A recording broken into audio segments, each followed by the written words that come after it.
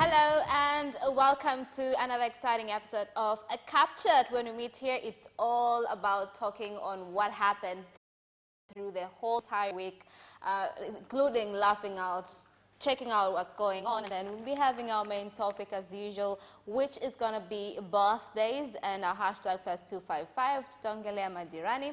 And in studio, I'm not going to be alone today. I have Sebastian Koloa and Vanessa Victor. So I'm like, what's the meaning of this, Seba? Peace. Peace out.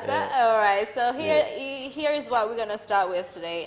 This week, Sauti Sol visited us here in our studios, and one among the great things that they talked about is how the big artists are empowering the upcoming artists. That's something brilliant, you know. Sasa hivi tunaona kuna crews nyingi ambazo zinajaribu kuleta vitu vipya, kuleta watu wapya. It's a great thing, you know. Zamani tuko tunaona wale wasanii wakubwa wanataka kuwa wao wakubwa kila siku, wao wakubwa. But now there's this niche thing of bringing the new talents. What do you guys think about it? It's self-serving, of course. Nobody does something that's not going to be profitable or maybe give them more fame or give them more, which for them is more audience, a bigger audience. So it's always smart to, if you go to a different place, to work with popular, maybe not as well known, but popular artists or somebody who's doing something different.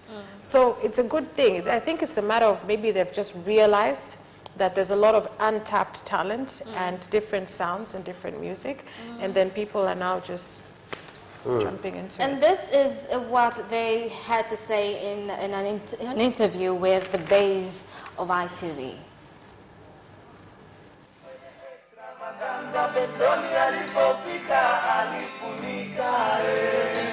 Wakachana madrama, sinema zetu ni telenovela, wakasunda mizinga, hawakujua situko mavela, wakaita polisi, kumbe polisi pia ni shabiki, wakapicha msosi, wakatupata na dishi mezani, rumba imetamba, Sauti Sol na dieri ya kumechacha, karibuni kwenye extravaganza, mbili alipofika alifunika.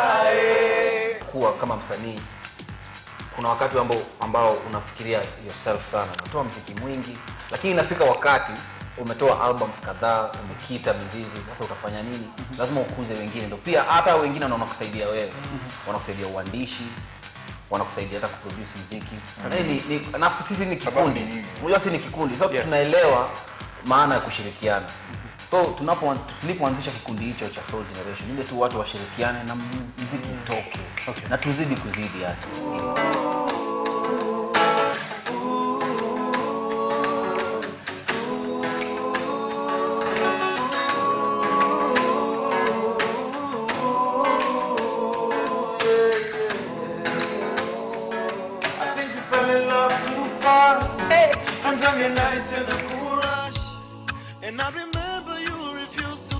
Those are great sounds and beautiful voices of Sauti Sol. I love the songs. Sijui kama kuna song ambayo siipendi about Sauti Sol. But Sebastian, I know you also sing. Yeah. I don't know if you sing, you rap, you do also reggae, you do all that stuff.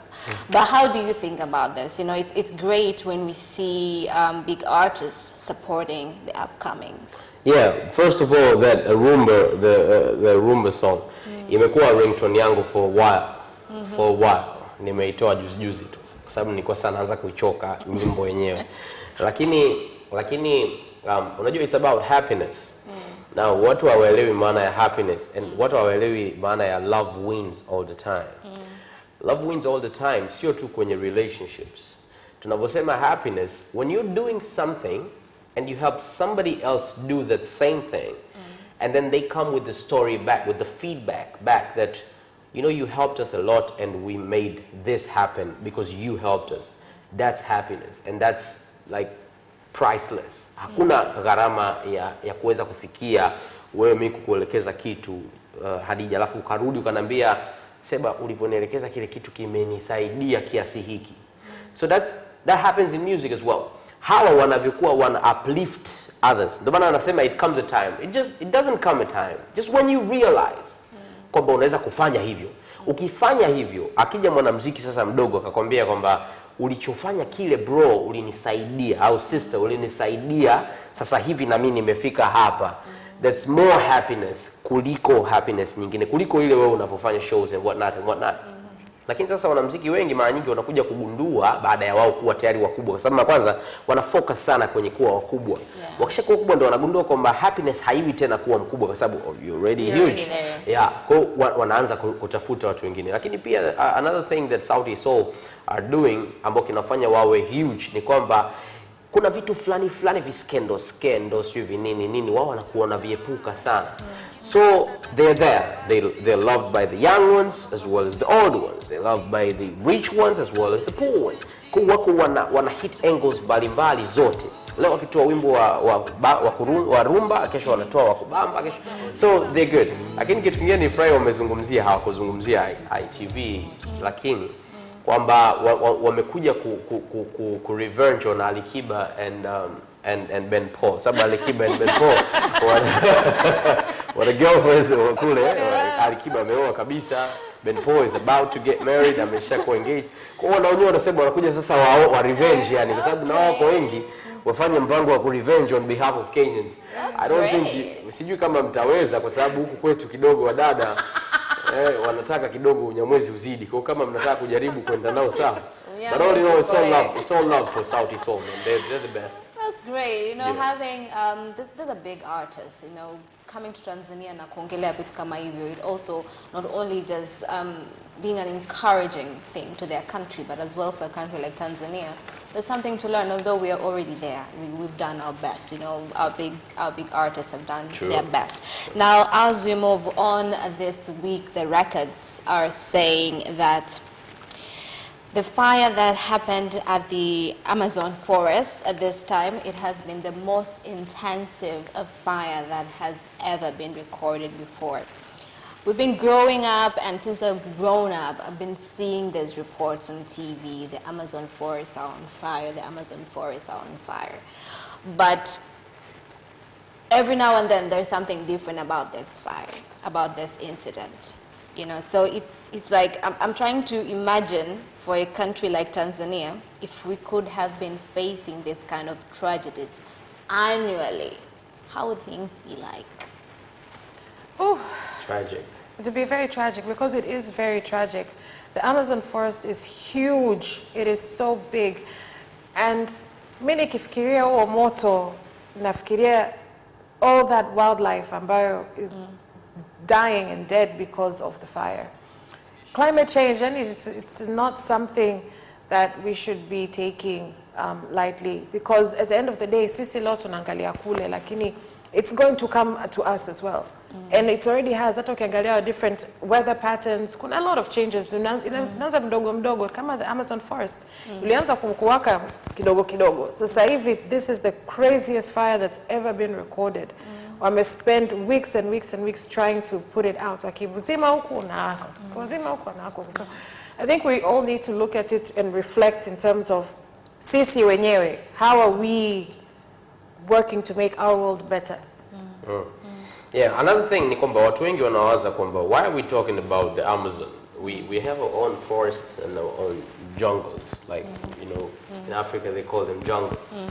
But at the same time, what people don't realize is that the Amazon is the lungs of the world, and they call it that specifically for a reason. Ni kwa sababu the Amazon inatoa oxygen kubwa zaidi kwa ulimwengu kuliko any other forest. Kwa ni yenyewe inatugusa sisi wote wa ulimwengu mzima, kwa sababu tunajua kabisa miti ndio inatoa hewa, si ndio? Sasa Amazon ndio inatoa yenyewe, ikiteketea manake ni kwamba lungs za dunia they call it that, lakini kwamba oxygen ya dunia inapungua kwa kiasi kikubwa. Na hii inapunguza hata jinsi gani ambavyo mvua itatokea, inabadilisha sana hali ya hewa kwa kiasi kikubwa, na ni hali ya hewa ya dunia nzima, sio hali ya hewa ya huko Brazil peke yake au wapi. Lakini pia kitu kingine ni kwamba jinsi gani politics zinaweza kusumbua vitu kama hivi. Kwa maana governments zinajaribu, kila government inataka kuonesha kwamba sisi tunaweza kufanya hivi. Sisi tunaweza kuzuia, sisi tunaweza, lakini watu wanajaribu kusaidia. Mimi kati ya watu ambao nimewaelewa sana katika kusaidia hii ni Leonardo DiCaprio. Mimi namfollow huyo actor kwenye Instagram, and post zake kuanzia Amazon nimeanza kuungua ni kuhusu Amazon too. Just that. He's just talking about that, and he's just urging people kuchangia watu ambao wanaenda kutoa pesa, kwa sababu katika hali ya kawaida hii ni kitu kikubwa. Hakuna nchi ambayo imeendelea inaweza kuzuia peke yake. Kwa kuhamasisha watu ulimwengu mzima wachangie chochote walichonacho. Global effort. Yeah, to donate to the in the fund ambayo inasaidia wale ambao wanajaribu kuuzima waweze kufanikiwa. Tukumbuke usi moto wa kawaida, ni moto ambao hauzimiki, yani wenyewe unaendelea kuwaka. Tukumbuke upepo pia ni mwingi kule kwa sababu ya miti na nini.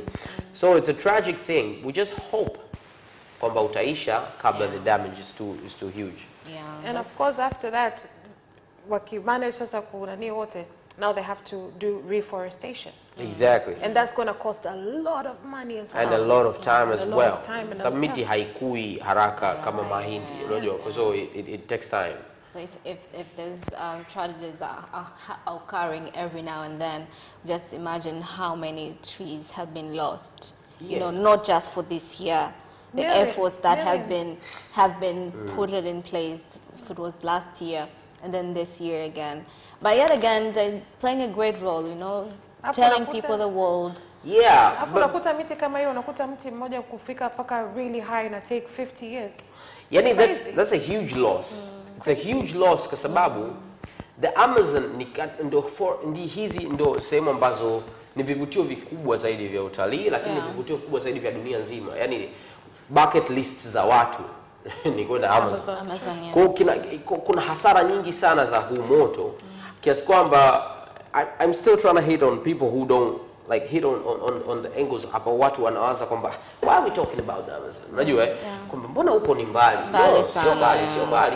Sio mbali, ni kitu ambacho kinatugusa pia sisi. Yeah, kinatugusa directly. As we all know, 20% of the oxygen that we have in the world is coming from the Amazon forest.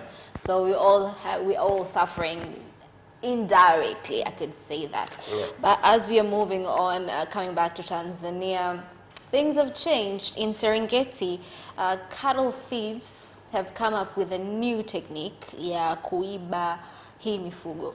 Hivi sasa nasemekana kwamba huko wanatumia bodaboda kwa kubebea wale ng'ombe na kusafiri nao. Zamani watu walikuwa tunasikia kwamba ng'ombe wametekwa au wameibiwa, watu wanakuja wanachukua, wanawaswaga, wanaondoka nao. But now things have changed. Watu wanakuja na bodaboda, they're carrying the cattle and running away with them. So we're like, is this a new technique? Kumbe the bodabodas, sasa kuwa kuna mipango mingi ya uhalifu inakuwa kuna mipango mingi ya criminality ambayo inaweza ikafanyika kwa kutumia bodaboda. Just look at that person holding that huge cow on a bodaboda. All the while I'm just thinking, bodaboda kumbe they're strong, eh? Because cows are really wanaweza kaweigh kiasi gani? No, unajua tatizo lingine ni kwamba it's hard to differentiate bodaboda za Dar es Salaam na bodaboda za mikoani. Kwa mfano, bodaboda za Dar es Salaam nyingi ni hizi boxer and whatnot, hizi za kishua hizi, na ukitaka kwenda kupanda unaangalia kwanza how good it looks. Whereas if you just go to Morogoro, it's a different case. I'm telling you, if you just go to Morogoro, hakuna boxer. Mimi I went to Morogoro siku na nikaamua count. I saw only one, and it was an individual. Yani haikuwa ya biashara. Yeah, haikuwa ya mtu binafsi. Kwa sababu zingine zote ndivyo. Na nikaamua kumuuliza huyo ambao nilipanda, nikamuuliza kwa nini huku hakuna hizi bodaboda za kishua? Akasema kwa sababu huku tunafanyia sana biashara za kubeba vitu. Unabeba mkaa, unabeba nini, na hizi bodaboda za kishua za kwenu za mjini haziwezi, zitasumbua. Kwa hiyo kuhusu bodaboda kubeba ni one thing. Mimi na personal grudge na wezi wa mifugo. Kwa sababu sisi tuliwahi kufuga, mamangu alijitahidi kwa nguvu zake zote akaamua kufuga. Na kwa kweli alikuwa anafanya kazi kubwa. Alikuwa tuko Morogoro. Alipoondoka kwenda kusoma Dar es Salaam, akatuachia. Nakumbuka ilikuwa ndio ng'ombe wameongezeka, walikuwa kama 4 and then mmoja alikuwa mjamzito. So akawa amejenga banda lake la pembeni jipya. Siku hiyo akasema, jamani, naombeni ng'ombe wangu muhamishe leo. Ishafika kama saa 12. The guy huyo alikuwa anaitwa Maneno, ambao ndo anatakiwa atuhamishie. Mimi kwa primary like standard 5 hivi. Akamwambia, naombeni muhamishe ng'ombe wangu, muweke kwenye banda jipya, sababu ile banda zamani ni jepesi. Hiyo jamaa akamwambia mama, ng'ombe wamekaa muda wote huku kweli? Kuama tu leo. Usiku kesho asubuhi tunawahamisha. Tu akisema je uvivu ule na nini? I was like, no, mimi naondoka naenda daki, naomba muhamishe ng'ombe wangu. Wakambishia wewe, na sisi kama acha bana. Sisi wamekaa muda wote. Mungu atasaidia kesho asubuhi. Huwezi amini, kesho asubuhi tumeamka ng'ombe wote wameibiwa. What? Na tukaacha kufuga hapo.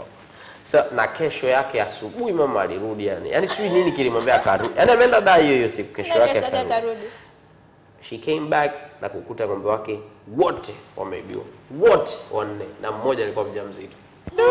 So mimi yani wezi wa ng'ombe ni kati ya watu ambao nikiwa kanisani wakati nasali kuhusu kusamehe watu inakuwa ngumu. Wananijaga kichwani, yani wananijaga kwamba I say kama you have a personal grudge na watu, hebu waachilie. Kati ya watu wananijiaga sana kwa sababu yani the struggle that she went through na my pops kuhakikisha tunapata hivyo mifugo na nini. They were helping out. Kwa mimi nikisikiaga tu mwizi wa ng'ombe au mwizi wa mifugo, ananiudhi, yani ananiudhi bala. Ananiudhi bala. Nishawasamehe, lakini nikikutana na wengine sasa safari sawa kusamehe sisi wako kwenye bodaboda sasa. Imagine. Kwa mwenendo huo sasa, sababu ukimkuta mtu anaiba ng'ombe live, hata kama sio ng'ombe wa kwako, wewe mtu si ndo atakipata Sijajua bado itakuwaje, lakini ila kitakuwa. Lakini sidhani kama itakuwa ni happy ending kwako.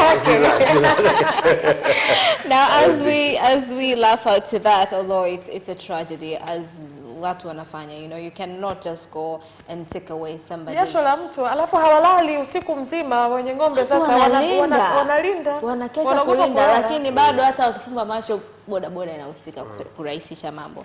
Now going to Uganda, reports are saying that Uganda has been given license of marijuana farming, and this is for medicinal purposes.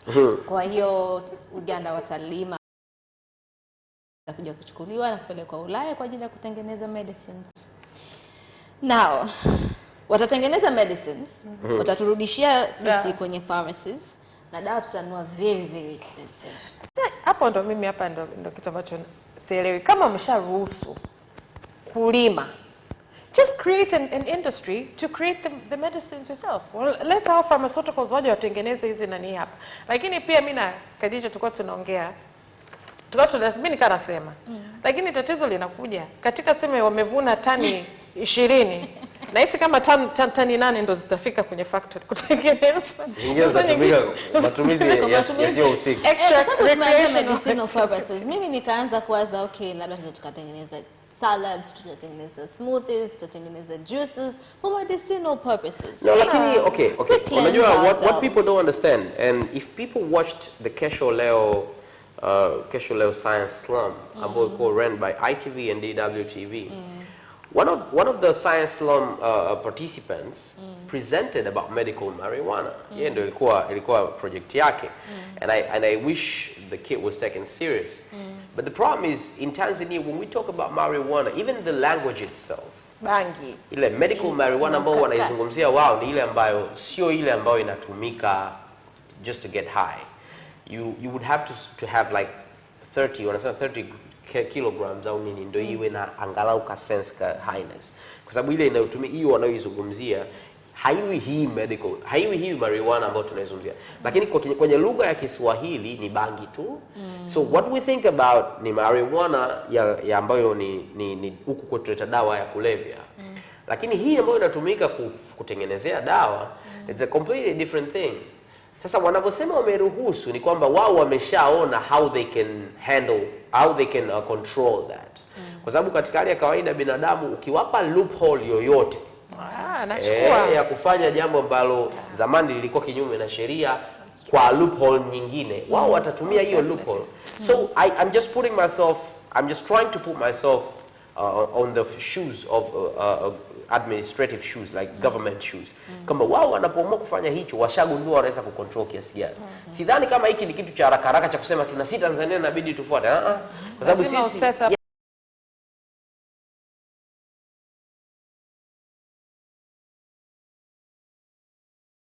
infrastructure. this thing, farm this thing, lakini in a modern way. Do we have those people? So unaona hata hizo picha tunazoona imewekwa kwenye nini? By the way, Damian Marley alinunua prison akatengeneza hii. Yaani alinunua prison akaitoa nini kwa mama wafungwa wapelekeni sehemu nyingine. This prison change it na kutengeneza marijuana industry. Lakini nia yake ni kwamba itakuwa ni kutengeneza medicine. Sasa swala ni tukisema tutengeneze hapa useme labda hapo Masaki hapo au hapo Ubungo, kwamba watu wanajua kabisa pale Ubungo pale kuna shamba la bangi. Umeelewa? Je, kweli tutaweza kucontrol? So until we reach that point is when we can figure out. Lakini all in all, kuweka hivi vitu vikawa legal na nini tunajua madhara yake. People who have gone to Amsterdam will tell you that. Will tell you that's among the places ambao wali legalize marijuana a long time ago. I have nothing against people who smoke, lakini swala langu ni kwamba what is there? Kwa mfano wizi, Amsterdam wizi ukoje? Amsterdam unaacha baiskeli hapo unainunua hapa. Baiskeli hapo unainunua pale. You know, so kuna madhara yake na kuna. If Uganda have decided to do that, maybe they can control it. If they can't control it, watarudi na wabadilishe maamuzi yao. Wataenda kuchoma hizo bangi zote wenyewe. Baada ya kusikia hivyo, karibia nchi nyingi sasa zinaanza kujiuliza kama kuna faida, why don't we get ourselves involved? It's not as easy as that. Yeah. Lakini one of the people who will be very happy with that ni huyu so Bebe Cool, the other artist wa Uganda ambao alikuwa Bobby Wine. Bobby Wine si ni mbunge. Bobby Wine had a farm inside his house and I saw it kwenye Channel 5. Kipindi Channel 5 ikiwa hajawahi. Alienda kuojiwa na alikuwa na basi lake linaitwa Uganja. Yaani baada ya Uganda alikuwa ameandika Uganja wakati akiwa tu artist peke yake. So nafikiri yeye kati ya watu ambao tutakuwa wamefurahi sana swala hili. Now speaking of artists, yesterday Mr. Sugu got married to his long girlfriend, fiance, Happiness Msonga in Mbeya region. It has been, for me, I was just like, wow, they're getting married. Did you guys hear anything about this before? I heard about it when and because a friend of mine also got so nikaona na nyingine nikasema kuna harusi nyingi leo. It was a very eventful Saturday. Yeah. If you hadn't noticed, there was a lot of things happening this one day. But I'm happy for him. I just found it very interesting kumwona yule baby mother wake ambaye sijui yupo China sijui yupo hapa alivyo react. I find that alijiaibisha na kujidhalilisha mwenyewe. But she recorded herself crying and whatnot. This is the same girl who's spoken very ill about him. Kwamba hatoi matunzo. Then if that's the case, why are you crying? Why are you sad? It's marrying somebody else. Basi unafurahi kwamba huo mzigo hawezi kuwa wako tena. Umehamia kwa mtu mwingine. Hey man, it was quite a shame. No, she lives for that. No, fine. Unaweza ukasema hivyo, lakini at the end of the day, unatakiwa pia uangalie personality yako. Unajua huyu ni mzazi mwenzio. Na kama ni mzazi mwenzio, then sidhani kama uko kwenye sehemu sahihi ya kujirudisha kwenye spotlight ambayo wewe unataka uonekane kama sijui sasa ni sijui ni umeonewa. Maana nasema Mungu nimekukosea nini? Nikwambie kitu. Mimi, let's be honest. Maybe that she just wanted attention on that day. Yeah. Yani kwamba this day cannot just be theirs. They cannot just get married hivi na mimi nisiweke kidole changu. Ndio nakwambiaje Hadija, I looked at you when you were saying that because wewe, that's you. That's you thinking kwamba that's a bad thing to do. The woman nikasema she lives for that. That's what she's attentive to that. I think she was awaiting something like that. And I think she was very strategic about it. Kwanza watu ambao walikuwa wanamfahamu kwamba ni baby mama, immediately baada ya kugundua Sugu anaoa leo, they must have gone to her Instagram kuangalia what has she posted. So she knows that. Yeah. But on the other hand, it doesn't take away the fact that it's a happy moment for the two people who got married. This is a good thing for them. So it's a better thing pia kwa mtu ambao ni mbunge. Tunakoga na heshima fulani kwa watu ambao wamefunga ndoa. Hasa wanaokuwa kwenye administration. Let me tell you, kwa mfano kwenye administration za Marekani, hawezi yani huwezi kupata posts fulani. Achana tu na urais. Kama hujafunga ndoa. Watakutafutia hata mtu wa kukutengenezea. Yeah. And who you marry really matters kwenye hizi nchi zingine. So hata kama mtu hamjapendana nini utatafutiwa, utatengenezewa mazingira, utaambiwa ndo huyu ndo anakufaa. Umeelewa? Huyu ndio tutaenda naye sawa. Tutamfundisha hiki, ameshafundishwa toka amezaliwa. Kuna wanawake wanafundishwa kukua kuwa wake wa prince, mke wa queen, mke wa king, yani hivyo, mke wa rais, mke wa senator, ili yeye amsaidie kwenye mambo yake huko juu. So it doesn't just happen. Kwa hata kwetu it is important, lakini pia at a personal level. Katika personal level, this is just a human being.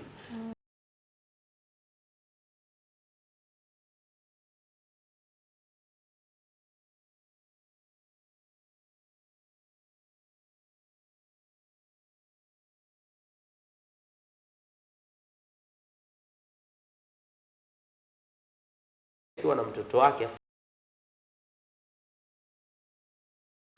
Sean kama brother man, sio kama bishop, kama ukimwangalia kama sio nini, lakini mnyamwezi sana, yani kama akamsifia. Kuna mtu akaja kuandika waraka wake hapo chini kwamba bwana, kwa majina yetu ya kinini yanapotea, naitwa Marwa. Majina yetu yanapotea, tunaweka majina ya kigeni, tunawapa watoto wetu sio nini. Unajua Sugu amekuja kumjibu nini? Okay, Marwa. Tumekuelewa. That was funny. Marwa alirudia kuona kwamba jina fulani majina ya kienyeji yale yanapotea. Yanapotea, kwa hiyo sio nini. And the guy was like, okay, haya, sawa, tumekuelewa. This also happens. The other time we were talking about this topic, I think, when we're talking about names, tunaona kwamba majina ya zamani kwamba kina Koloa. Funny thing is, you don't know Vanessa's third name. Do you know Vanessa's third name? Vanessa Victor. That's my name. Just. Yeah, we don't say the Mushi. Masawe. We don't know that. We don't know Masawe. I know that, but we like it's not popular. Okay, lakini mimi naenda na birth certificate yangu. Babangu, I don't know why, ali-switch. Victor ni jina la babake alifariki. Aka-switch badala ya okay, babangu alikuwa anaumwa. So we had this conversation tulipokuwa hospitali. Kwa nini ali-switch? Akasema Masawe wapo wengi.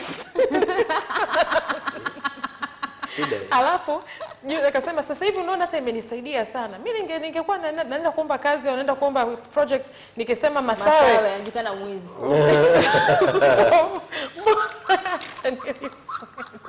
That ni kitu kibaya sana ku generalize hivyo. But a name is just a name. It's not going with the name. Me, I know a lot of people ambao wanaitwa saint. And they're not saints. Tabia zao tofauti. Usiende mbali, sema angel, pendo. They're not angels and they don't have love. Yeah. So there's a lot of kusema kama watu wenye majina fulani wana tabia fulani is very wrong, very wrong. And that's very bad because he's just a kid, alafu unakuja kumwattack mzazi kwa kumpa mtoto jina analopenda. We just name our kids the way we like and the way we love. I think we need to go for a short break. When we come back, tutaongelea our main topic, which is birthdays.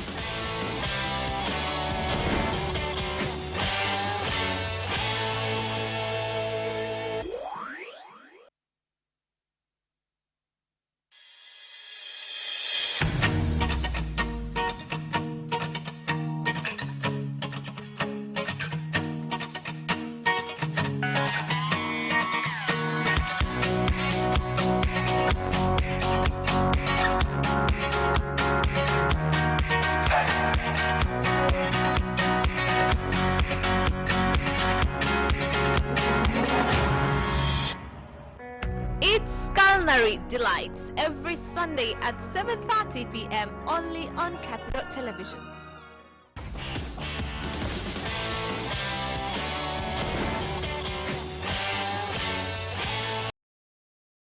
Thank you so much for keep on watching Capital TV. This is a CapChat. My name is Khadija Zimbwe, and right now is the best moment to join us as well, because we are talking about our main topic, which is birthdays. Siku za kuzaliwa au siku ya kuzaliwa, right? So you can talk to us through our mobile number, which is 0677 333 000 0677 333 000. Tuambie kuhusu siku ya kuzaliwa. How important is it to you? Na how do you celebrate it? Right now tunaona kuna ma photo shoots going on, kuanzia wazazi, watoto. It's like the ish thing, and when you're not doing it, people don't understand you. Like, where are you? When is your birthday, Vanessa? January 18th. Sebastian? May 17th. Yeah. So your guys are gone. What do you do for your birthdays this year? This year, I was here. Okay, fine, you're here. It's a special day. Something No, special about I it being usually... done. Did I? Oh, I did disappear off for like a few days after my birthday though, because my birthday I think ilangukia on a weekday. But generally, usually, ninaombaga likizo maeneo ya birthday yangu. Basically, wanaanzaga likizo tarehe 17. Ambayo tu birthday yangu tarehe 18. So why do you do that? Because I travel. Fine. Why do you have to like put it so Why special, specifically? you know, why? Because I appreciate my life. So like for me, that's that one day where you take stock of the year that was and you look towards the year that's going to be and self-evaluate and like treat yourself a little bit and spoil yourself a little bit. Yeah. Do you really like spare time to actually look at things you've done and what you're looking forward to do this year? Do you really not on the 18th? That is the honest truth. On the 18th, I'm too busy enjoying it being the 18th. But after that, yes, I usually do. Sebastian, how did you spend your birthday this year? No, I was just home. I don't take it so like and the people surround me, I've made them understand that it doesn't have to be that day, because every day has to be special. But it is a day to reflect. And this I have stolen or taken from one of my mentors. His name is David Chance, or Slippers for Suckers in Instagram. And he was speaking about birthdays, and he said it was one of his birthdays when he was working, when he was not motivating people, he was working. And then one of his friends asked him, so what are we going to do? And he was like, I don't know, maybe. So she asked him, why don't we go to the same place we went last year? Like your last birthday. And he was like, okay. And then when he hung up, he thought about it and was like, okay, so we're going to do the same thing we did last time. year. So he went to his like to the ATM to take some money out, and he realized his bank account, like the amount of money in his bank account is the same. And then he realized his bank, like at home, all the clothes is the same. Everything is the same as last year. Except for the age. Except for the age.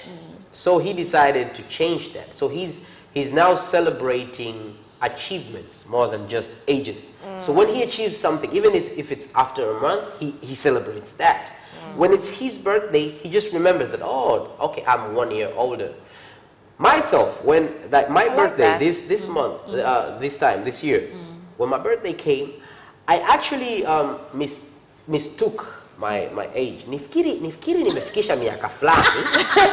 Alafu kumbe hii sio niliyofikisha. Ase nilisikitika sana.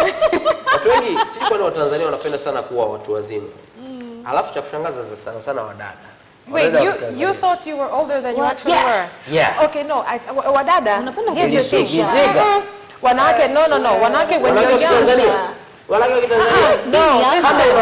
listen. No. Seba, you're right and you're right. Let me explain. Okay. When you're younger, you want to be older. And even when you're asked, you add your age.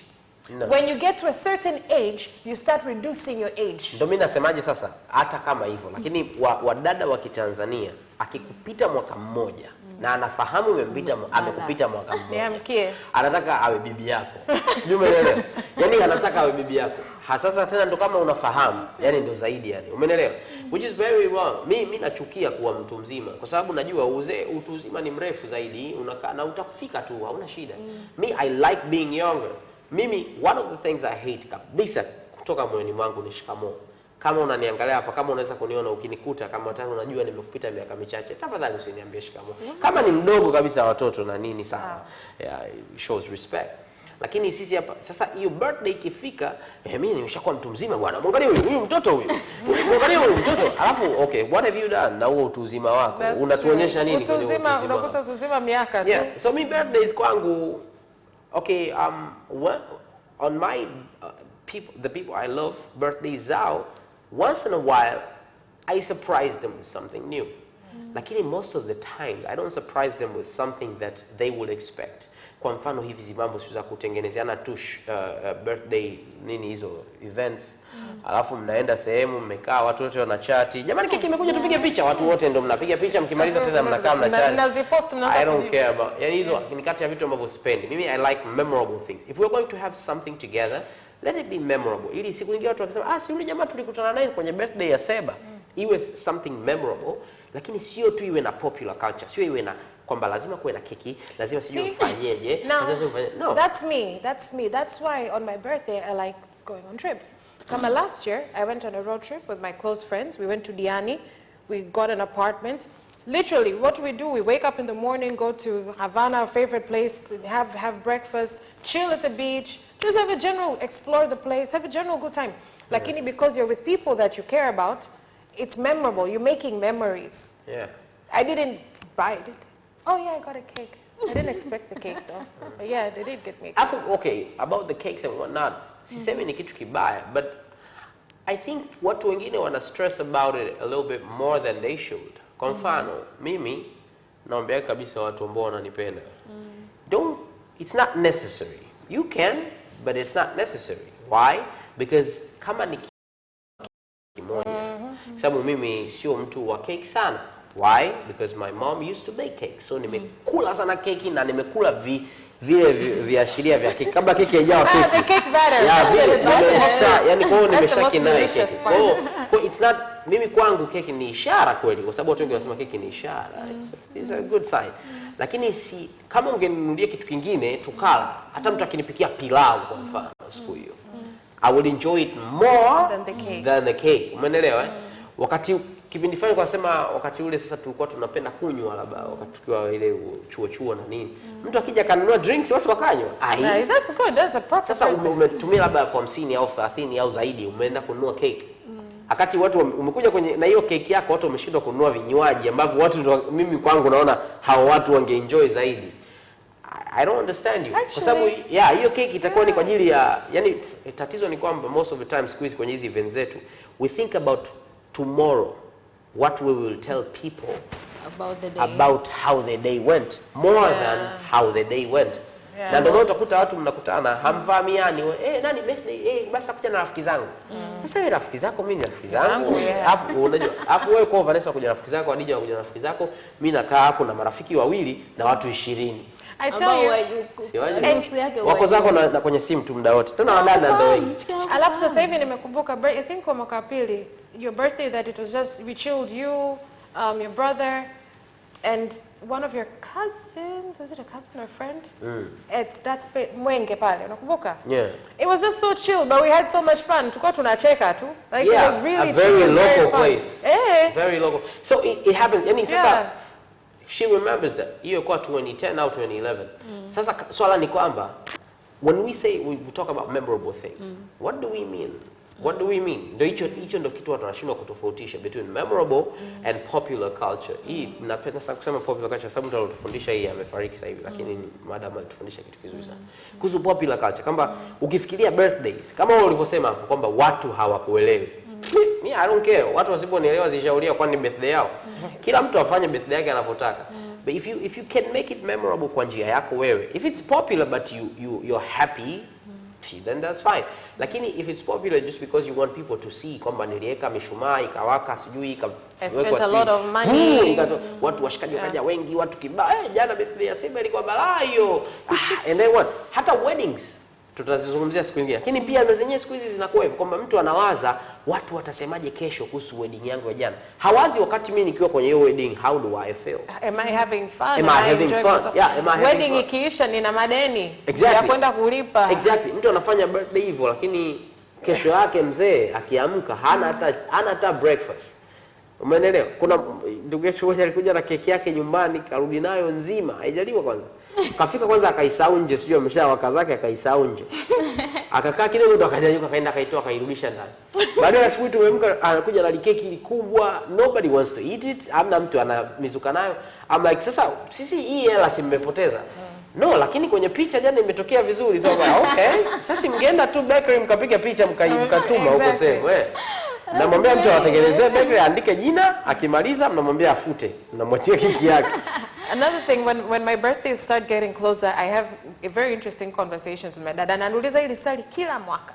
Kwa sababu yeye anaamini kwamba ukishavuka miaka 18, wewe sio wa kusherehekea birthdays. What are you celebrating? Lakini pia, on the last note, lakini pia any event, any date ambayo inakukumbusha kitu, iwe mwaka mpya, iwe Christmas, iwe nini, it's a motivation to do something.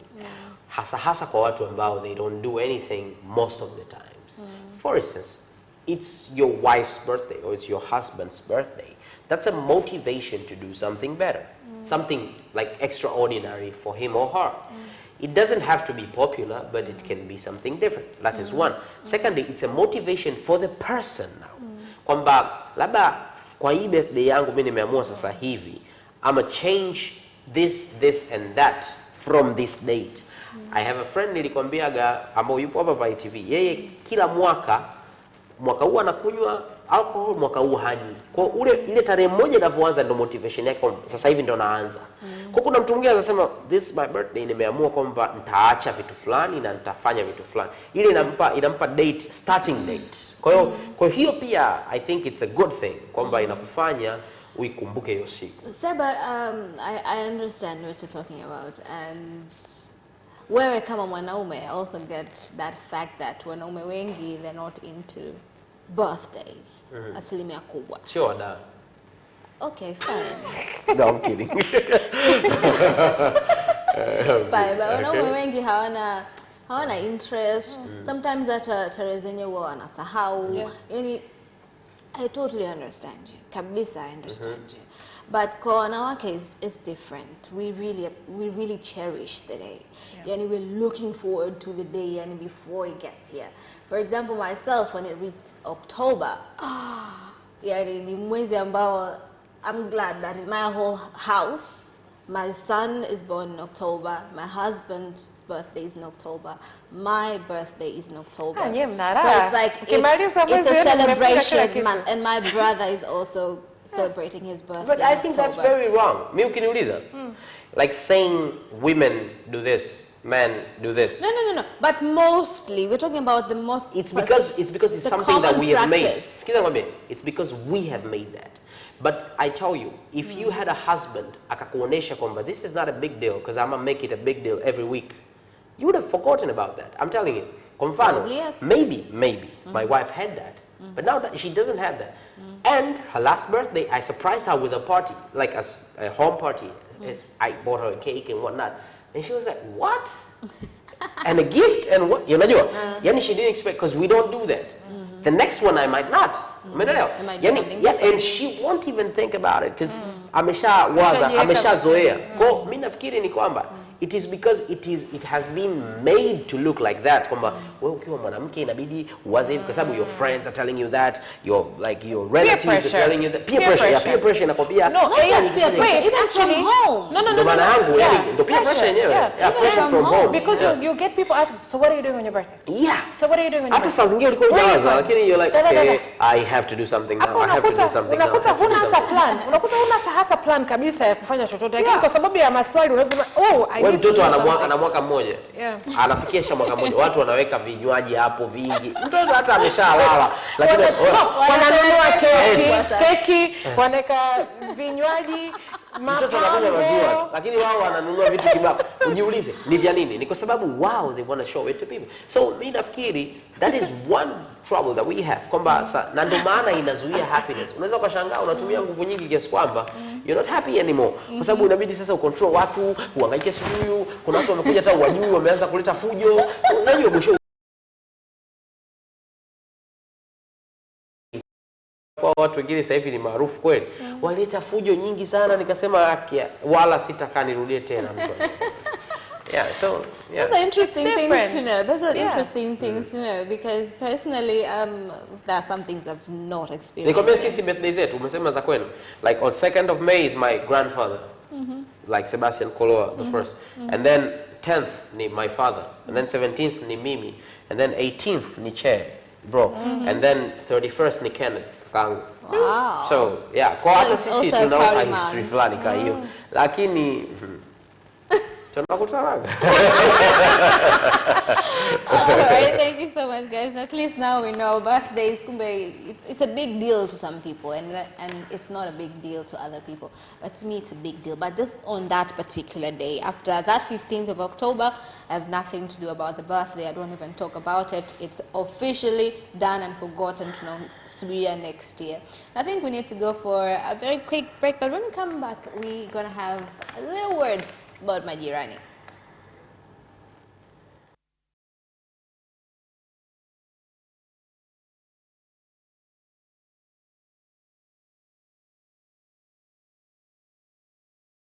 This is #+255 where you discover about Tanzania and Tanzanians. And when we talk about majirani, we mean neighbors. For those who don't understand, majirani ni watu ambao tuko nao karibu sana. But kwa Tanzania, the notion of majirani ni tofauti sana. Jirani kwanza si jirani tu kwamba kwa sababu ni mtu ambaye unaishi naye karibu, lakini jirani ni mtu ambaye kwa familia nyingi na maisha ya Watanzania wengi, jirani ni ndugu, ni sehemu ya familia. Yeah, that's very true. Kwa sababu ni mtu wako, ni direct point ya you see, unamwona huyu mtu kila siku.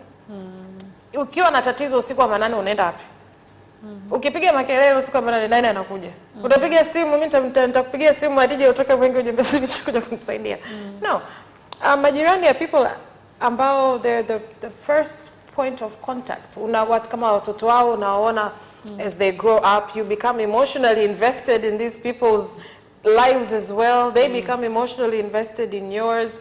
Kama mimi baba alivyouma nilikuwa nikitoka kati naenda sababu nilikuwa natoka asubuhi sana kwenda hospitali, lakini nikirudi nimewahi au ile weekend nipo saluni na asuka. Yaani akipita baba naendeleaje?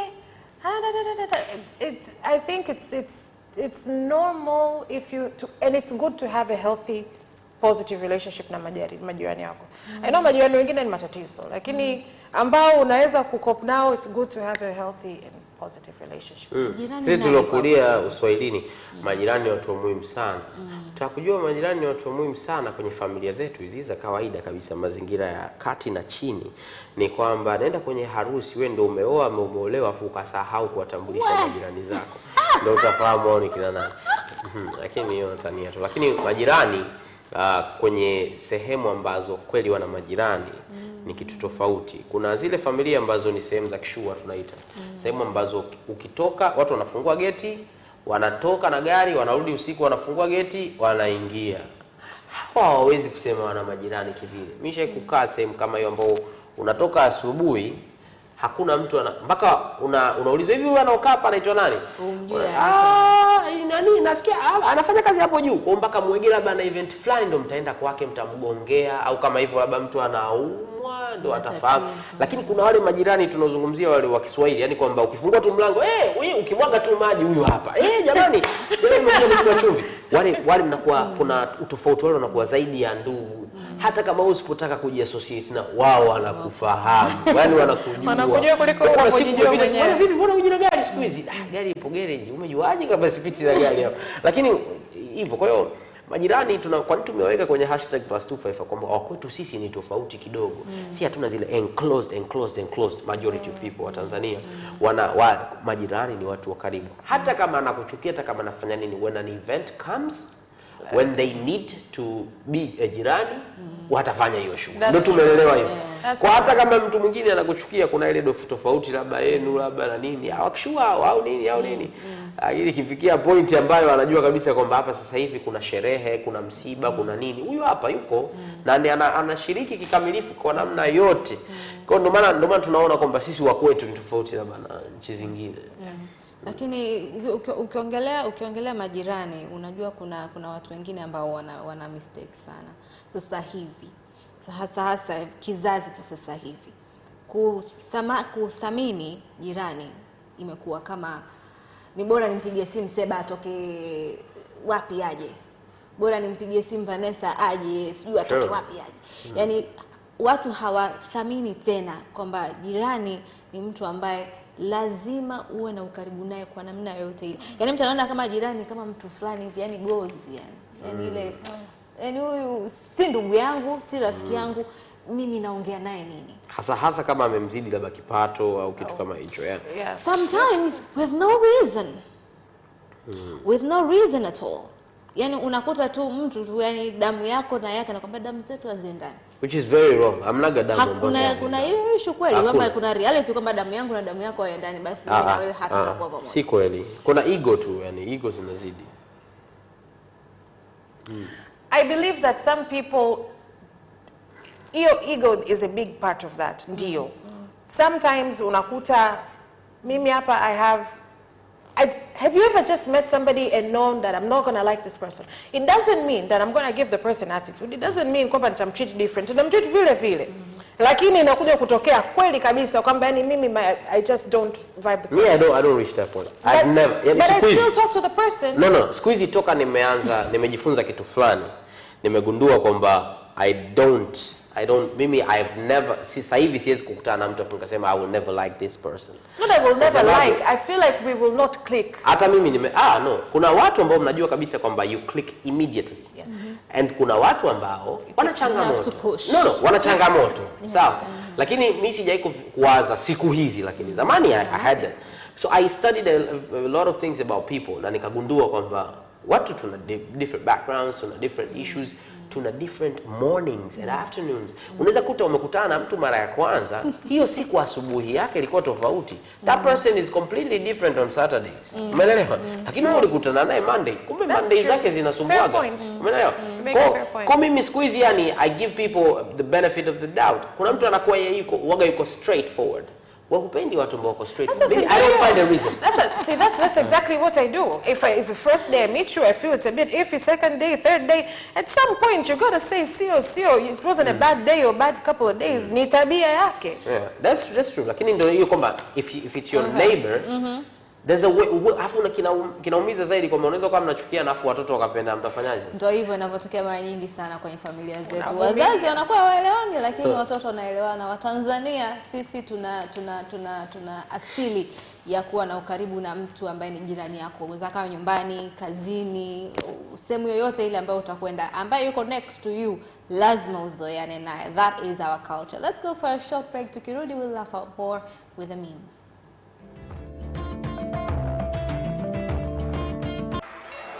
Away first time, good start from Bolt. Bolt leading a moment of going away. Gay trying to go with him, and he's going to be dragged through the second place, but he's going to win it by 2 meters. Away first time, good start from Bolt.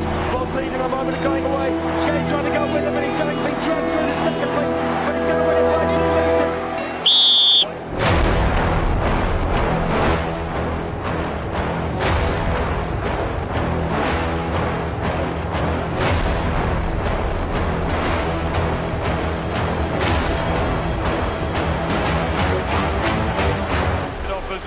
Joaquinho, he did lose to Len.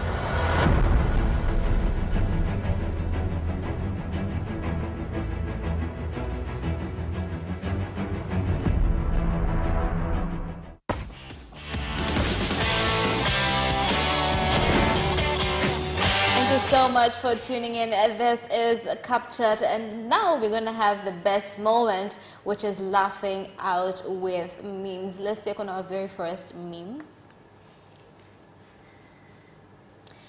Okay, that moment you're watching news with your wife about a woman arrested for killing her husband, and she says, Mimi singeshikwa. So she can kill you. Yeah. What? Literally, hata hakuangalia wala ashukuru kwamba nani yuko pembeni yake. Hata mimi singekuua au ashangai kwamba hey, mimi wasingenikamata.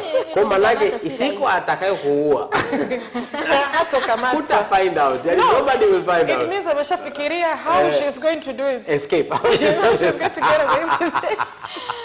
Maana huyu ni fundi sana, mtaalamu, yani anajua kabisa hivi vitu unaingiaje unatokaje na bila kuogopa, with the husband being next to you. Yeah. Let's take on the second one. Okay, when your wife and mother are not talking to each other, hey, Mimi au dada au mama zekaje? Kwa mama, mimi nitaka tu hapa juu. Wala haina shida. Wewe basi shuka ingia kwenye. Wala sio na wasiwasi. Unaona wife yuko kule ndani. Au kuna wengine wanasemaga when your son buys a new car, kuda deki unakaa zako juu hapa. Hey, I'm here.